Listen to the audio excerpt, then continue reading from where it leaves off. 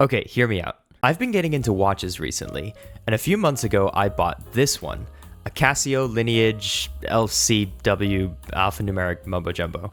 I really like it, and as you can see, it tells the time, the day of the week, and the date. Pretty cool. But it also has a sneaky little trick up its sleeve. See this here? Multiband 6.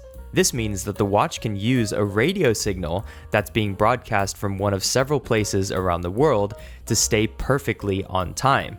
Yes, this watch is accurate to well within a second right now. It's super satisfying. Every night, I leave it by my window to resync, and during the day, it keeps time using its internal quartz oscillator. I want to make this in Minecraft.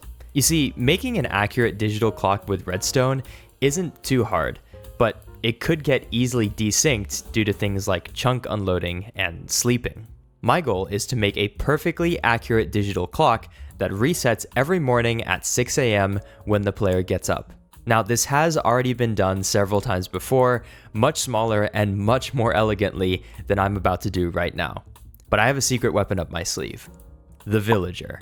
You see, all existing designs use daylight sensors, which makes sense, but they have a fatal flaw. They get bamboozled by storms. But you know who doesn't? This guy. No matter the weather, this timely testificate will always rise and shine at 6 a.m. sharp.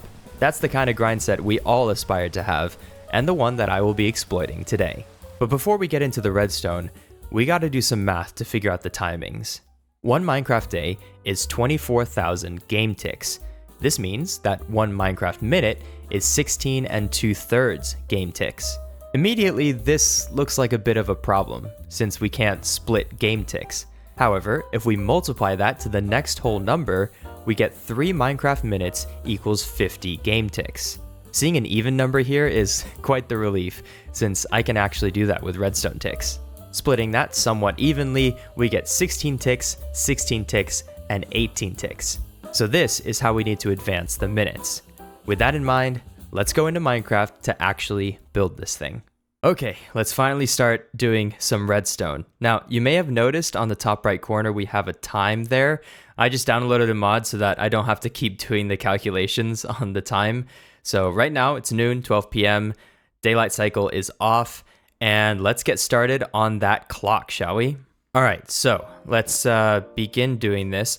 Fortunately, because 16, 16, and 18 are all even numbers, we can actually convert that to redstone ticks by just dividing them in half. So I'm thinking, what if we do this? So we have 8 ticks and then an output, and then we have another 8 ticks and then another output. We can bring this over here with 9 ticks, bring that around like that, I think. Grab a signal off of each of these. I think we're gonna do 2 ticks because those are each going to be pulse limited into a rising edge monostable.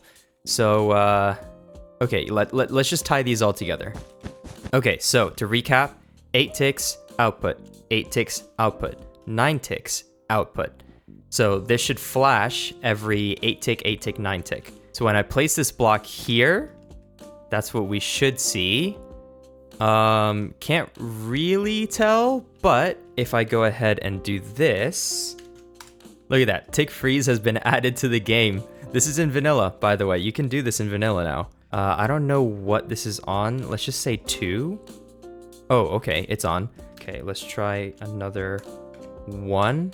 There we go. Yes, I want to catch the exact moment that this thing lights up. So we should see 18 ticks later, we'll see this actually light up again. So I'm gonna go with tick step 17, so 1 before. Okay, and then tick step 1. Okay, there we go. And the next one should be 16, so I'll do 1 short again, so we'll do 15. There we go, and 1.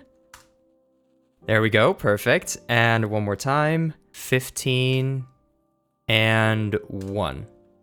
There we go. Okay, so that's definitive confirmation that this redstone line is blinking every 16 ticks, and then 18 ticks in that order.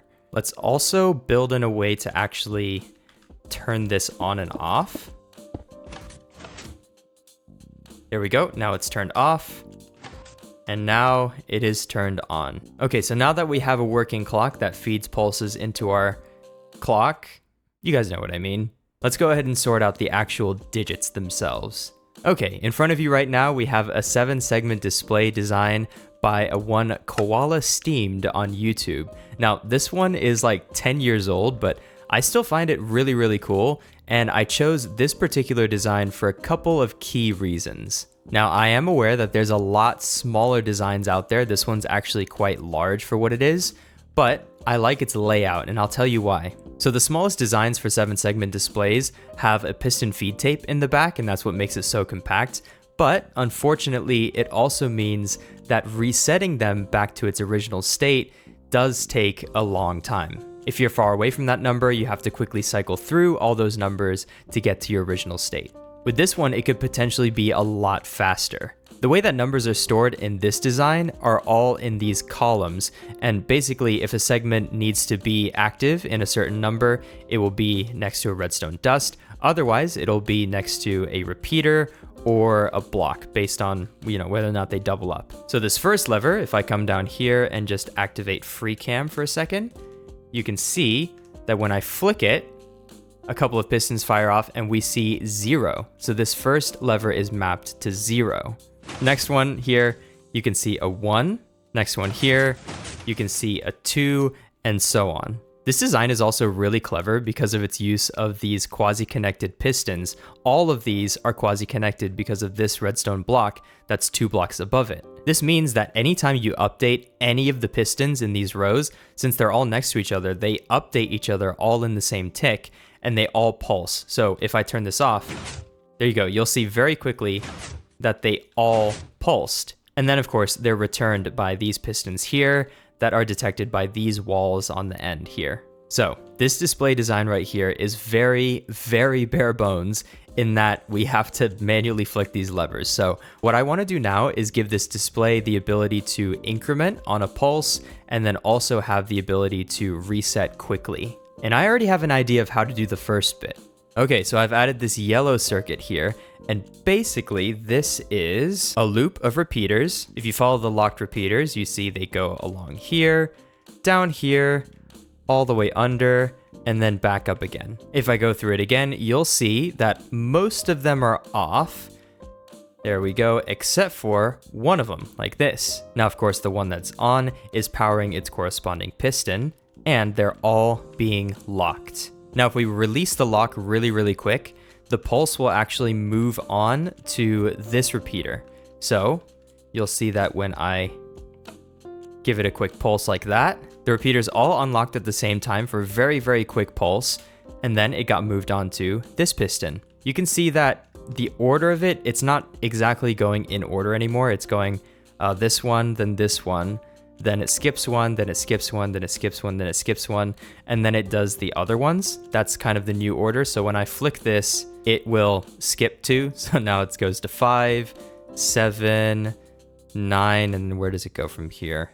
Oh, 8, then 6. Okay, yeah, so the order's all out of whack, but really all I need to do is just re-encode them on the pink line, so it's no big deal. But the big news, of course, is that this thing can now increment with just a pulse input, which is exactly what we want. Now, of course, I need to figure out how to reset this thing, which means unlocking all these repeaters and letting that kind of run through, and then probably cutting off this line, and then reconnecting it, and then introducing a pulse right before locking it again. That sounds kind of time sensitive, but I'm sure I can make that happen.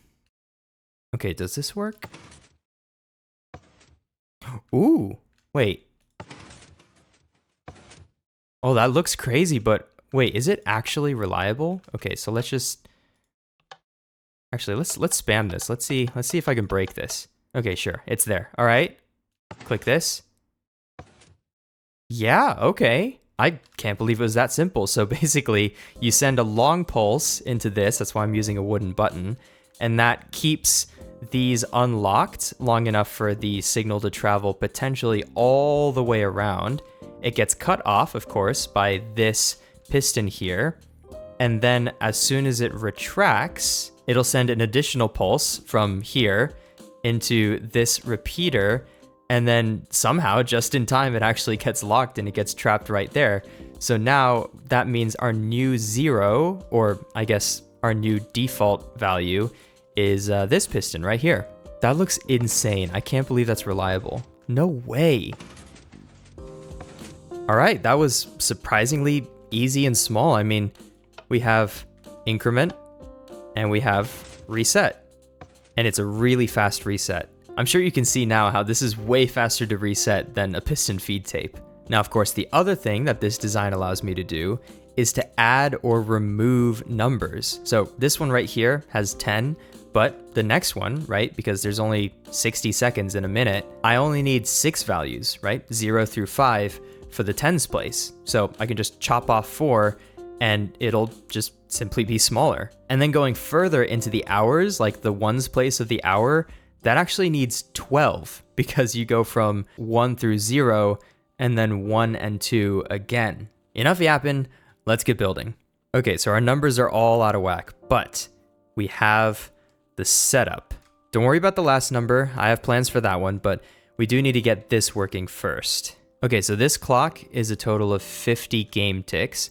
So at worst, right, if we are like here, it takes 50 game ticks to fully decay out before we can reset it again. So at the very minimum, we're already eating 50 game ticks. So we have to wait at least 50 game ticks before we even start the clock again. So 3 minutes is out the window. Can we send our first pulse into this clock and also see the result here within another 50 ticks? You know what? I'm optimistic. That'll put us at 06, right? So both the player and the villager wake up exactly at 6 a.m. So if we set the default for this clock to be 6:06, that'd be nice. Okay, if we can actually hit that target, I will be really, really happy. So I don't know if I should start re-encoding these lines yet, but I do know that this one needs to be reset to 0. So actually, let's do that. Let's make this 0. Okay, let's cycle through them. We should see a 0. Awesome. 1, 2, 3. Oh man, I love the way the 3 looks on this display. 4, 5. Oh yeah, that's right. Back to 0. Perfect. Let's also see what it looks like when it resets. So, reset button. Bit flickery, yeah, for sure, but it works. I kind of like it though. It reminds me of those like split flap displays. Okay, so we've got that one fully encoded. This one is going to be 6 by default. So let's go through the arduous task of encoding this one.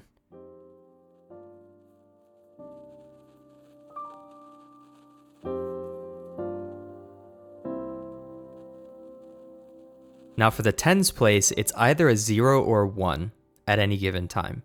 Most of the time it's 0, and it's only 1 on 10, 11, and 12. So I think I can simplify it quite a bit. Let's see what I can come up with. Okay, so we have our 0, right? Or we have 1. So that means that this row of blocks will always be there. So we can get rid of this one and push those in only when we need them. All right, there we go. So now we have this C shape of blocks for 0. Let's see, how do I want to do this? Okay, so I'm gonna increment this until it hits 0. So 6, 9, 10. Okay, so 0 is right there, right? That's 0. Yep, perfect. So I'm gonna take an output from that. I'll also take an output from the next one over. We also want 12. That's a little tricky. Okay, so we bring it up and over. Okay, super ugly, but it ought to work. Let's see. Yeah, that works. That works. So now it's a 1. Okay, it's a 2, it's still there, and then it should go back to 0. Yeah, there we go. And because it's just tied to this, it actually should also reset with this reset button, right? 06? 06, let's go. Okay, so we've got this number, and this number sorted. Oh, we still need to do carryover. Actually, okay, let's do carryover from here to here. So we can just tap off of this line, surely, right? Yeah, totally. There we go. Rising edge on 0. It sends a pulse into this. Now, of course, we need to connect carryover from here to here too, but since this isn't encoded just yet, I will hold off on that for now. Oh gosh, what do I do next? Okay, how about I finally connect this clock to this clock just to see what we're looking at delay-wise for the reset. All right, that was simple enough. So let's see how we're gonna tackle this. Okay, how about I do this? Tick freeze, game rule, do daylight cycle true, and I click this lever. Let's slow down the game. Let's do tick rate. Oh, let's do quarter speed. So 5. Unfreeze. All right, here we go. Ready? There. Okay. 1. And will it finish? It did it. It actually did it. Okay, so that means that from the instant that we turn this clock back on, it takes less than 3 Minecraft minutes for this to update. So I think, still optimistically, I think we can start at 6:06. So do I dare put that into the clock? No, honestly, not yet. I'm gonna put the reset in first. Let's do that.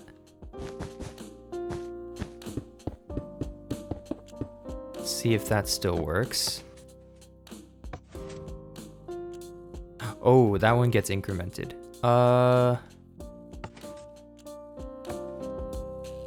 There we go. Okay, just needed a delay on that. No, okay, no problem at all. So all 3 of these are fully reset. Awesome. Okay, now we just need to hook that up to this. So the clock is running. We have a pulse extender that is being fed into this reset circuit, and it's also stopping this clock. Actually, let's make sure that it works before... What just happened there? Oh, it got dark. Yeah, of course, it got dark. Okay, let's click this button and make sure that this thing actually resets all the way. So resets. Yeah, that's solid. Okay, so we should see 0606 before or maybe at the exact same time as 1206. Let's go. Come on, come on. Oh, come on. 7. Oh, wait. Hold on a second. Is this counting at the same time? 3, 4, 5. Wait, is that exact? Did I get lucky? Wait, let's try that again. Tick unfreeze. Gonna see it on 6, and it'll start moving forward at 7, 6. That is shockingly accurate. And this is actually ever so slightly ahead, I think. This is super promising. Okay, yes. So now I can safely re-encode this to start at 6. Okay, perfect.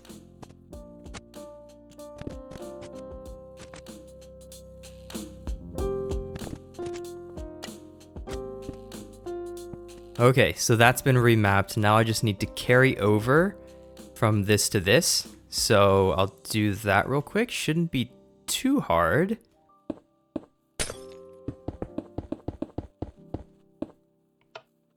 Ooh, come on, 606, pop up. Yes. And will it carry over? Oh yeah. 3, 4, 5, 6, 7, 8. It's legible. That's good news. Okay, good. It is carrying over. Okay, what a relief. And the moment of truth. Tick unfreeze. Come on. Come on. Come on. Oh, 8, 9. 1, 2, 3, 4. Oh, you know what? Wow, it's actually a little ahead. So if the villager takes a little while to wake up and it's not exactly at 6, we have a little bit of leeway. I'm mesmerized by this. But of course, this is a 12-hour clock, so we should probably have some sort of AM PM indicator, just like the one up top. And I have a pretty good idea for this one. Okay, so we have our number here, right? I'm thinking that we can put an AM or PM indicator right here.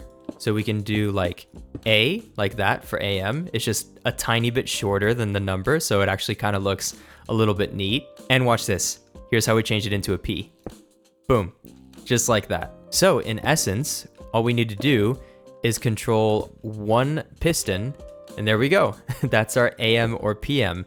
Now to figure out how to make it switch. Okay, so we want AM and PM to toggle every time we hit 12, and 12 is this one right here.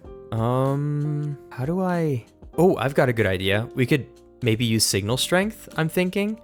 So let's see, over here, if we just pretend this one's powered, right?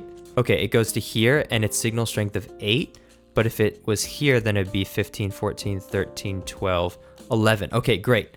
So it will be stronger if it was coming from there. Okay, perfect. So let's just extend this, something like that, I suppose. That would make sense, right? So if this one, oh, let's take that out.